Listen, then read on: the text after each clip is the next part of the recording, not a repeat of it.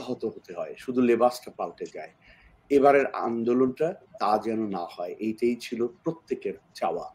আমরা আমি দূরে থাকি, প্রবাসে থাকি আপনারা জানবেন। আমাদের সোশ্যাল মিডিয়াতে নির্ভর করতে হয়। সোশ্যাল মিডিয়াতে কিন্তু এই আপনার বক্তব্যের প্রতিধ্বনিটা আমরা পুরোপুরি দেখিনি। এটি আমি honestly বলতে পারি যে অ্যা অ্যা বলা হচ্ছিল যে আন্দোলনটা এভাবে যাবে। আমি যেমন এই আ নূপুর চৌধুরীর অনুষ্ঠানেই আন্দোলন শুরুর আগে বলেছিলাম হুম, যে হুম। যখন এ ধরনের ছাত্র আন্দোলন কোনো একটি সংস্কার নিয়ে শুরু হয়, কিন্তু আমরা বলছি যে এখানে কোনো রাজনৈতিক উদ্দেশ্য অন্য কিছু নেই। পেছনে রাজনৈতিক শক্তি না থাকলে যেটা ঘটে, ইতিহাসের সব জায়গায় ঘটেছে, বাংলাদেশেও ঘটতে বাধ্য। এই আন্দোলনগুলো বেহাত হয়ে যায়। তখন রাজনৈতিক শক্তিগুলো তারা এই আন্দোলনগুলোর সুবিধা নিতে চায়। এবং সেটি আমরা আমরা কিন্তু দেখতে পেয়েছি।